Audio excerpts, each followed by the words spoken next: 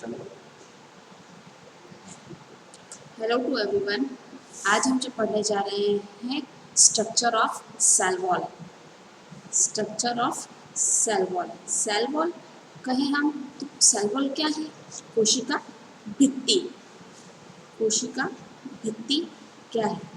कोशिका भित्ति जो होती है वो हम कह सकते हैं कि जो कोशिकाएं होती हैं दो प्रकार की होती है, एक तो पादप कोशिका और दूसरी जंतु कोशिका। पादप कोशिकाओं के अंतर्गत तो ये कोशिका भित्ति जो होती है वो उपस्थित होती है, परंतु जो जंतु कोशिका या एनिमल सेल जो होती है उनके अंतर्गत कोशिका भित्ति या सेल वॉल का क्या होता है? अभाव पाया जाता है। तो सेल वॉल क्या है? फर्स्ट में तो हम ये देखते हैं सेल वॉल या कोशिका भित्ति क्या है। तो पादप कोशिका के अंतर्गत पाई जाती है। तो पादप कोशिका को आवृत करने वाली या कवर करने वाली आवृत करने वाली जो पहली परत या जो सबसे बाहरी आउटर लेयर होती है उसी आउटर लेयर को क्या कहते हैं? बाहरी परत को सेल वॉल या कोशिका भित्ति कहते हैं।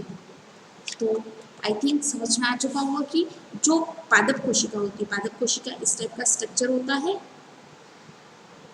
तो इसमें पादप कोशिका की संरचना में पाई जाने वाली जो सबसे बाहरी या आउटर लेयर जो होती है इस टाइप की, इसी आउटर लेयर या बाहरी परत जो होती है, इसी बाहरी परत को हम क्या कहते हैं? कोशिका भित्ति या सेल वॉल इसे कहते हैं। तो कोशिका को क्या करती है? पादप कोशिका को कवर करने का कार्य करती है, उसे ही हम सेल वॉल या कोशिका भित्ति कहते हैं। ये सेल वॉल जो होती है किसमें पाई जाती है? पादप कोशिका या प्लांट सेल के अंदर क्या होती है? प्रेजेंट या उपस्थित होती है, परंतु जो एनिमल सेल्स होती है इस एनिमल सेल के अंदर ये क्या होगी? एब्सेंट होती है। तो हम देखा कि इसी पादप कोशिका के अंतर्गत पाई जाती है, इसीलिए इसकी परिभाषा भी हमने क्या लिखी कि पादप कोशिका को आवृत करने वाली बाहरी परत जो होगी उसी में क्या होती है? सेल वॉल पाई जाती है। और एनिमल सेल्स के अंदर तो ये क्या होती है? अनुपस्थित होती है। ये तो हुई सेल वॉल की बात। सेल वॉल के आगे एक और स्ट्रक्चर पाया जाता है जिसे हम कहते हैं प्लाज्मा मेम्ब्रेन या जिसको कहते हैं प्लाज्मा झिल्ली। प्लाज्मा मेम्ब्रेन या प्लाज्मा झिल्ली या प्लाज्मा कला भी कह सकते हैं इसे। प्लाज्मा झिल्ली, प्लाज्मा झिल्ली। प्लाज्मा झिल्ली क्या है? तो जो सेल वॉल पाई जाती है इसी सेल वॉल के भीतर की तरफ या नीचे की तरफ क्या होती है? एक बहुत ज़्यादा सेमी परमिएबल या अर्धपारगम्य जो झिल्ली होती है, इसी अर्धपारगम्य झिल्ली या अर्धपारगम्य कला जो होती है, इसी अर्धपारगम्य कला को हम क्या कहते हैं? प्लाज्मा मेम्ब्रेन कहते हैं। सेल वॉल के भीतर सजीव रूप से क्या होती है? लचीली मतलब फ्लेक्सिबल होती है, लचीली फ्लेक्सिबल तथा अर्धपारगम्य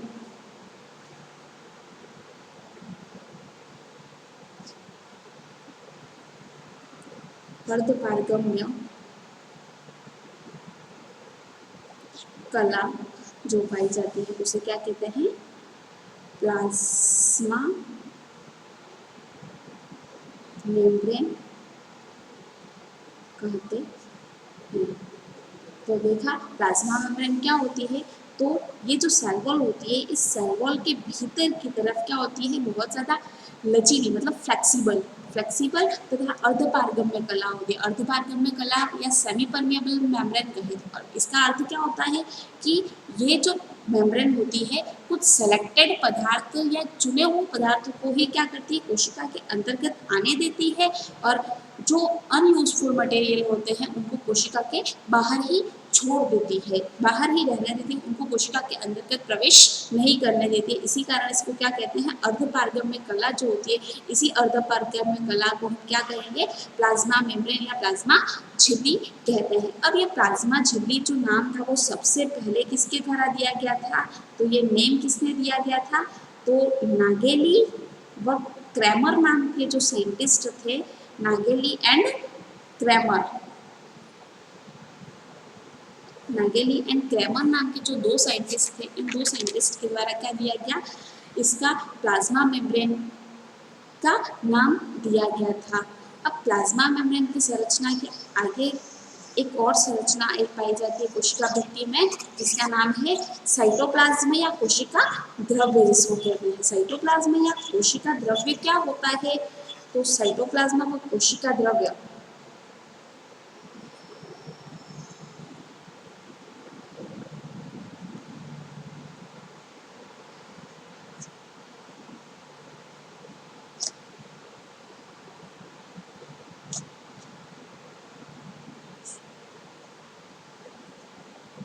साइटोप्लाज्म या कोशिका द्रव्य क्या है, तो हम देखते हैं कि कोशिका की संरचना के अंतर्गत एक तो होती है सेल वॉल पाई जाती है या कोशिका भित्ति जिसको कहते हैं। कोशिका भित्ति और कोशिका के अंतर्गत क्या पाया जाता है, तो कोशिका के अंतर्गत केंद्रक पाया जाता है।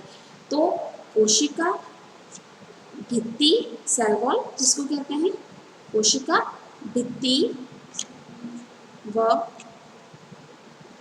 केंद्रक के अतिरिक्त जो भाग होता है, केंद्रक न्यूक्लियस के अतिरिक्त एक्स्ट्रा जो भाग होगा इन दोनों को छोड़कर, वो सारा बचा हुआ जो जीव द्रव्य होता है या लिक्विड जो होता है, इसी शेष द्रव्य पदार्थ को क्या कहेंगे, कोशिका द्रव्य कहते हैं। तो ये कोशिका भित्ति सेल वॉल व केंद्रक न्यूक्लियस के अतिरिक्त जो शेष बचा द्रव पदार्थ होगा, इसी शेष बचे द्रव पदार्थ को हम क्या कहेंगे, जीव द्रव्य या कोशिका द्रव्य कह सकते हैं। शेष बचे द्रव को क्या कहेंगे, साइटोप्लाज्म या कोशिका द्रव्य कहते हैं।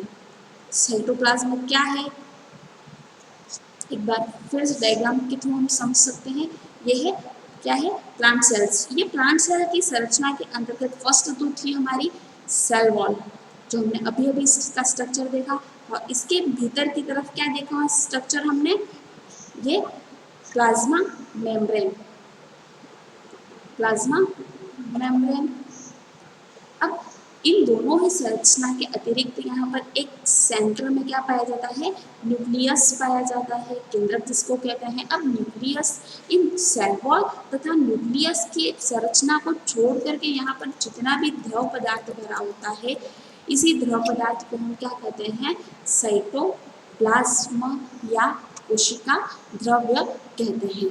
अब ये तो बात हुई सेल वॉल की बात कर रहे थे हम, तो सेल वॉल जो होती है अत्यंत बारीक और कोमल होती है, बहुत ज़्यादा महीन होती है। कैसी होती है सेल वॉल, अत्यंत बारीक व फर्स्ट अत्यंत बारीक होती है, पतली होती है मीन्स, और दूसरी कैसी होती है, कोमल होती है, बहुत ज़्यादा सॉफ्टेड होती है।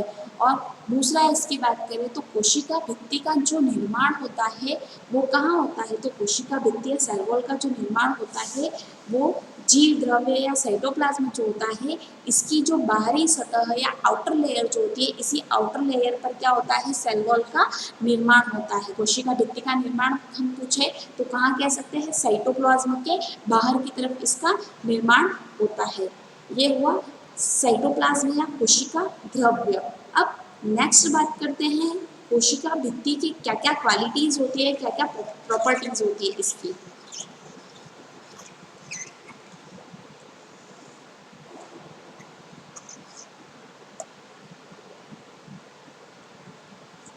कोशिका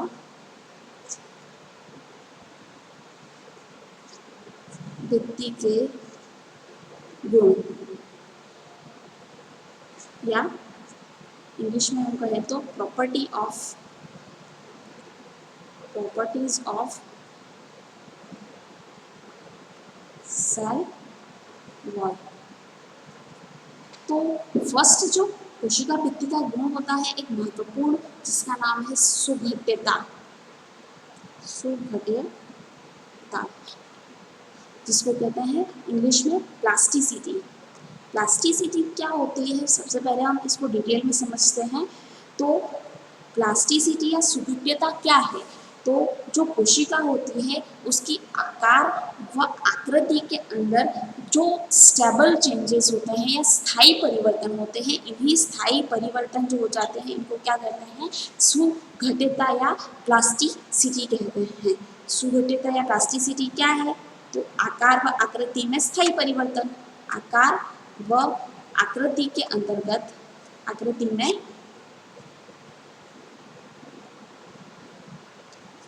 स्थायी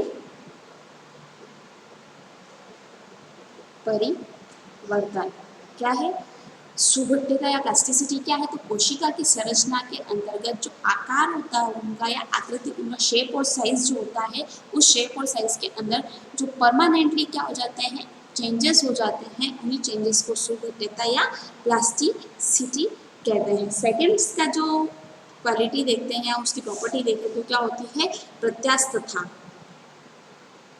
प्रत्यास्थता प्रत्यास्थता प्रत्यास्थता जिसको कहते हैं इंग्लिश में एलास्टिसिटी, एलास्टिसिटी एलास्टिसिटी एलास्टिसिटी क्या है, तो सबसे पहले कोशिका भित्ति जो होती है उस भित्ति की आकार आकृति में जो विकृति हो जाती है, विकृति बोले तो उसकी संरचना में कोई डैमेजेस हो जाते हैं या उसकी संरचना का परिवर्तन हो जाता है, उस परिवर्तन को वापस से जो सुधारने का जो काम होता है या पुनः उसके अंदर सुधार करने का जो कार्य होता है या उसका जो गुण होता है वो इसके कोशिका भित्ति में पाया जाता है, इसी गुण को इसमें क्या कहते हैं, प्रत्यास्थता कहते हैं। तो प्रत्यास्थता क्या है, तो कोशिका भित्ति की आकार आकृति में हुई जो विकृति है, इस विकृति को वापस से या पुनः उसको सुधारना, विकृति को पुनः सुधार करना, पुनः सुधारना। हमने फर्स्ट में क्या देखा था, सुघट्यता की गुण होता है कोशिका भित्ति में, उसमें क्या हुआ था, सुघट्यता के अंदर की आकार और आकृति में इसमें परमानेंटली चेंजेस हो जाते हैं। लेकिन सेकेंड क्या क्वालिटी है इसकी, सेकेंड प्रॉपर्टी जो होती है एलास्टिसिटी या प्रत्यास्थता की, इसके अंतर्गत क्या है कि जो कोशिका भित्ति होती है उस कोशिका भित्ति की आकार और आकृति, शेप और साइजेस के अंदर अगर कोई चेंजेस हुए हैं या डैमेज या विकृति बन चुकी है तो इस विकृति को वापस से सुधारने का जो गुण होता है उसी गुण को क्या कहते हैं, प्रत्यास्थता या एलास्टिसिटी कहते हैं। थर्ड जो गुण होता है जिसका नाम है तनन, जिसको इंग्लिश में बोले तो टेंसाइल कहते हैं।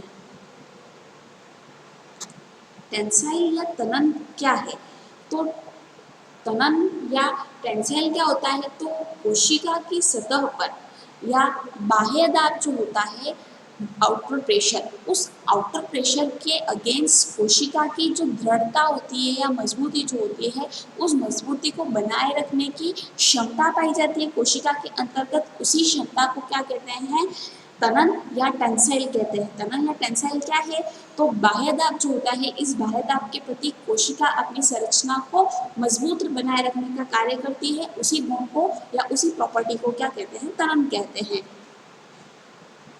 तो देख सकते हैं हम बाह्य दाब के प्रति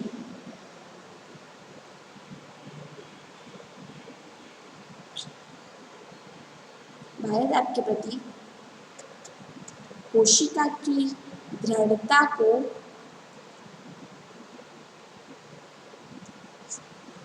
बनाए रखने का गुण जो होता है, बनाए रखने का गुण, वही गुण क्या कहलाता है, तनन या टेंसाइल। मतलब कि कोई भी आउटर प्रेशर बने लेकिन कोशिका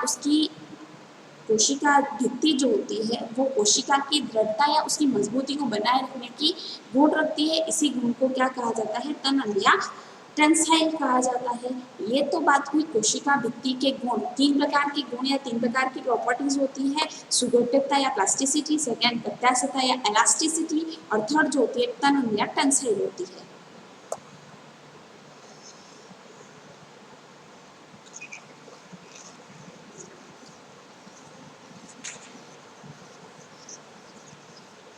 नेक्स्ट बात करते हैं कि gross structure of cell wall या कोशिका भित्ति की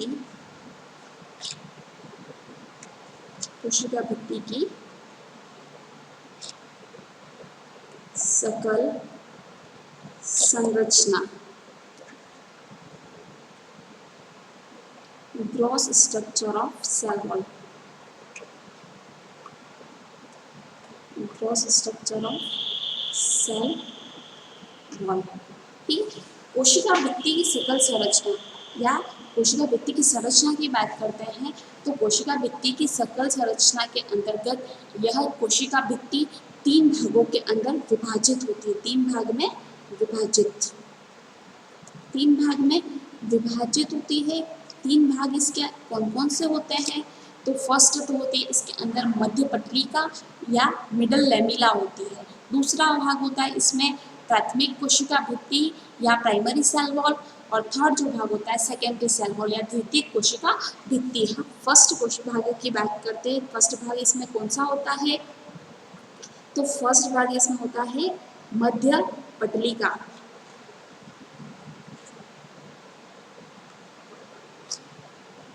या जिसको कहते हैं हम इंग्लिश में middle lamella.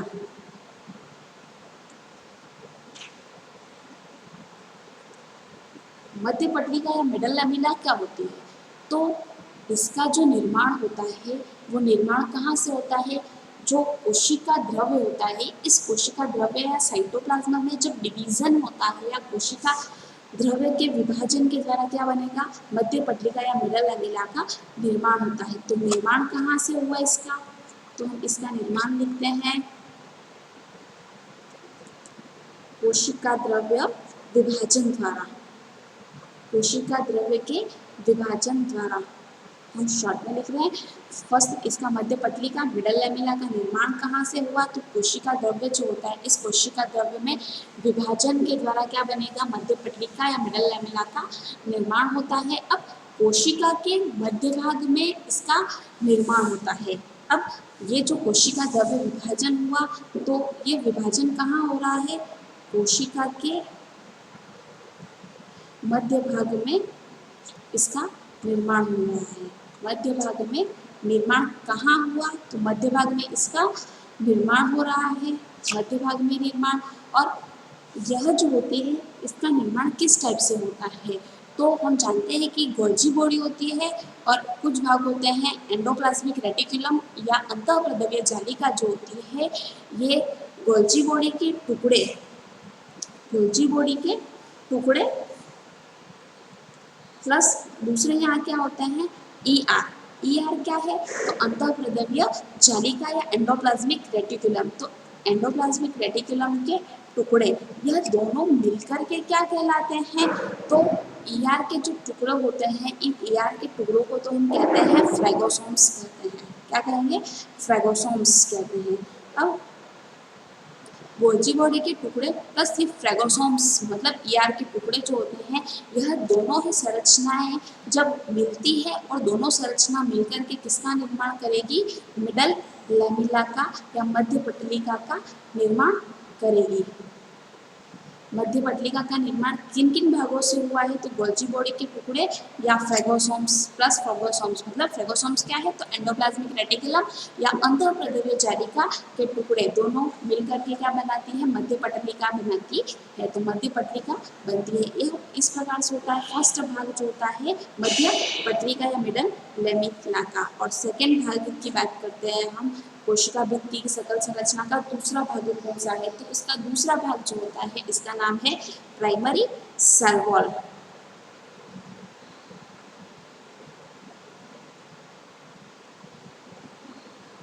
Primary cell wall या हिंदी में कहे तो प्राथमिक कोशिका प्राथमिक कोशिका भित्ति। प्राथमिक कोशिका भित्ति क्या है? तो सबसे पहले हम देखते हैं कि ये सबसे पहले बनने वाली वास्तविक झिल्ली होती है। क्या है? प्रथम वास्तविक झिल्ली या सबसे पहले बनी वास्तविक झिल्ली होती है, प्रथम वास्तविक भित्ति, प्रथम वास्तविक भित्ति है।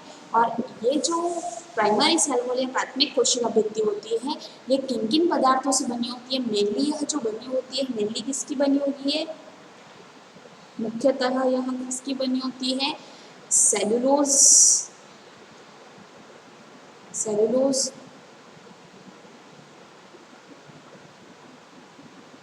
हेमीसेल्युलोज और पेक्टिन जो होता है, इन पेक्टिन पदार्थों से तीन मुख्यतः इन तीन पदार्थों से मिलकर क्या बनती है? प्राथमिक कोशिका भित्ति का निर्माण होता है। यह भित्ति जो होती है बहुत ज्यादा ही अत्यंत क्या होती है? पतली होती है, अत्यंत पतली होती है, प्लस अत्यधिक प्रत्यास्थ होती है। प्रत्यास्थ होती है मतलब ये अपने आकार आकृति के अंदर वापस से जो विकार उत्पन्न हुए हैं या विकृतियां हुई है उसको वापस से यह सुधार सकती है। तो ये होता है प्रत्यास्थता या प्रत्यास्थता की क्वालिटी पाई जाती है। तो ये बहुत ज्यादा प्रत्यास्थता की इसमें गुण पाए जाते हैं। तो ये अत्यंत पतली और अत्यधिक प्रत्यास्थ होती है। यह तो बात ही नॉर्मली जो बात होती है प्राइमरी सेल वॉल उसकी, लेकिन प्राथमिक कोशिका भित्ति सबसे ज़्यादा पतली है। लेकिन कुछ अपवाद होते हैं या एक्सेप्शन होते हैं। इन एक्सेप्शन के अंदर एक अपवाद के रूप में खजूर आते हैं। जो खजूर होते हैं इनकी कोशिका भित्ति या प्राथमिक भित्ति जो होती है वो बहुत ज़्यादा क्या होती है? मोटी होती है। तो खजूर की प्राथमिक भित्ति, खजूर की प्राथमिक भित्ति कैसी होती है? मोटी होती है। खजूर की प्राथमिक भित्ति मोटी। अब ये प्राथमिक भित्ति यहाँ पर मोटी क्यों होती है? तो यहाँ पर जो खजूर के अंतर्गत का जो खाने योग्य पदार्थ होता है या भोजन संचय करने वाला भाग होता है, उस भोजन संचय करने वाले भाग के ऊपर किसका जमा हो जाता है? कार्बोहाइड्रेट का जमा हो जाता है। तो कार्बोहाइड्रेट के जमाव के कारण यह मोटी क्यों है? तो कार्बोहाइड्रेट के जमाव के कारण होती है, कार्बोहाइड्रेट जमाव कारण। और कार्बोहाइड्रेट के जमाव के कारण ही खजूर की प्राथमिक भित्ति जो होती है मोटी होती है, वरना अत्यधिक जो मोस्टली कॉमन होते हैं उन कॉमन प्लांट्स के अंदर तो प्राइमरी सेल वॉल कैसी हो जाती है? बहुत ज़्यादा पतली हो जाती है। अब ये तो बात हो गई प्राथमिक कोशिका भित्ति की। ये तो मेन कोशिका भित्ति की संरचना के दो भाग हुए। अब तीसरे भाग की हम बात करें तो तीसरा भाग क्या होता है? सेकेंडरी सेल वॉल या द्वितीय कोशिका भित्ति।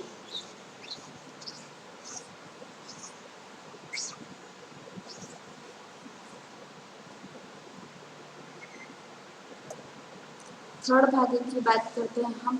थर्ड भाग क्या है? तो third secondary cell wall.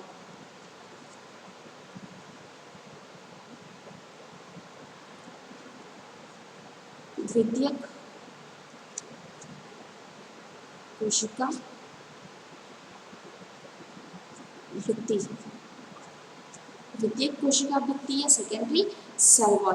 Secondary cell wall क्या है? तो प्राथमिक भित्ति के निर्माण जब हो जाता है तो इस निर्माण के पश्चात द्वितीयक भित्ति क्या हो जाती है? इसका निर्माण शुरू हो जाता है या इनका निक्षेपण शुरू हो जाता है। तो अब प्राथमिक भित्ति के निर्माण के पश्चात प्राथमिक भित्ति के निर्माण पश्चात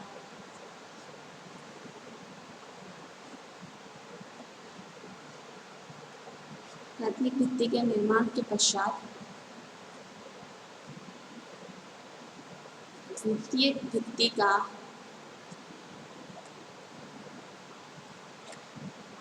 निक्षेपण क्या होता है? प्रारंभ होता है या निक्षेपण होता है। तो मतलब कि प्राथमिक भित्ति का निर्माण या प्राथमिक भित्ति जब पूर्णतः बन जाती है तो उसके पश्चात क्या होगा, यहाँ पर द्वितीयक भित्ति जो होती है, द्वितीयक भित्ति वापस से जमना शुरू कर लेती है, तो यह होता है द्वितीयक भित्ति का निक्षेपण। अब ये किसकी बनी होती है, तो ये सेल्यूलोज और हेमिलोसेल्यूलोज की बनी होती है। सेल्यूलोज प्लस हेमिसेल्यूलोज की बनी होती है मोस्ट तो। लेकिन कभी कभी ये क्या होती है, लिग्निन या सुबेरिन की भी बनी होती है। तो कभी कभी के लिए यहाँ पर मैं स्लैश करके लिख रही हूँ कि ये लिग्निन व सुबेरिन की भी बनी होती है, लिग्निन व सुबेरिन की भी बनी होती है। और इसकी जो सेकेंडरी सेल वॉल की बात करते हैं तो ये सेकेंडरी सेल वॉल की संरचना जो होती है वो कैसी होती है, मोटी भित्ति होती है। ये मोटी भित्ति होती है। ये तो हो गई कोशिका भित्ति की सकल संरचना की। अब बात करें हम तो सेल वॉल का रासायनिक संगठन या उसका chemical composition. Chemical compositions of cell wall.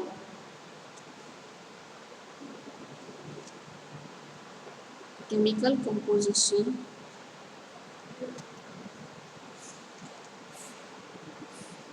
of cell wall.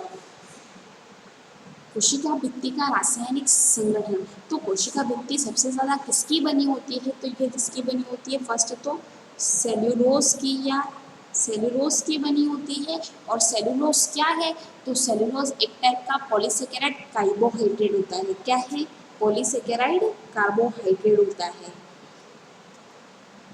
तो पॉलीसेकेराइड कार्बोहाइड्रेट होता है, पॉलीसेकेराइड कार्बोहाइड्रेट होता है। और सबसे ज्यादा मोस्टली किसकी बनी हुई हुए पूछे तो सेल्यूलोज के क्वेश्चंस में। और अन्य कौन से पदार्थ तो है, तो अन्य पदार्थ इसके अंतर्गत क्या होंगे, तो अन्य पदार्थ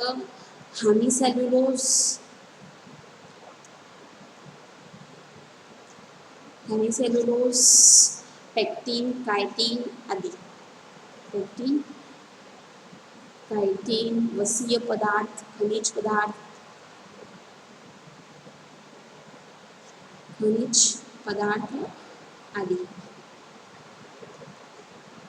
आदि पदार्थ मिल करके क्या करते हैं, कोशिका भित्ति का संगठन करते हैं या केमिकल कंपोजिशन करते हैं। अब लास्ट बात करते हैं इसकी कार्य की, या फंक्शंस क्या होते हैं इसके, या कार्य क्या है कोशिका भित्ति के कार्य।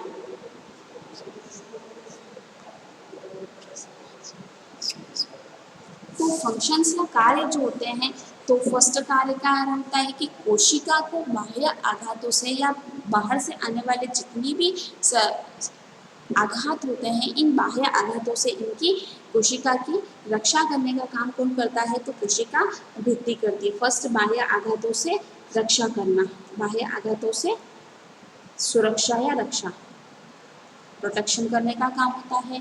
दूसरा इस कार्य क्या होता है, कोशिका भित्ति के अंतर्गत इसकी कोशिका क्या कर सकती है, अपनी आकार व आकृति को बनाए रख सकती है। तो आकार आकृति देने का भी कार्य करेगी। आकार व आकृति नहीं, कोशिका भित्ति नहीं होगी तो उसकी आकार व आकृति नहीं दे पाएगी। और उसका जो जीव द्रव्य होगा या साइटोप्लाज्म होगा वो कैसा होगा, यहाँ पर बिखरा हुआ रहता है। इसीलिए कोशिका भित्ति का यहाँ पर पाया जाना बहुत ही महत्वपूर्ण होता है, आकार आकृति प्रदान करना।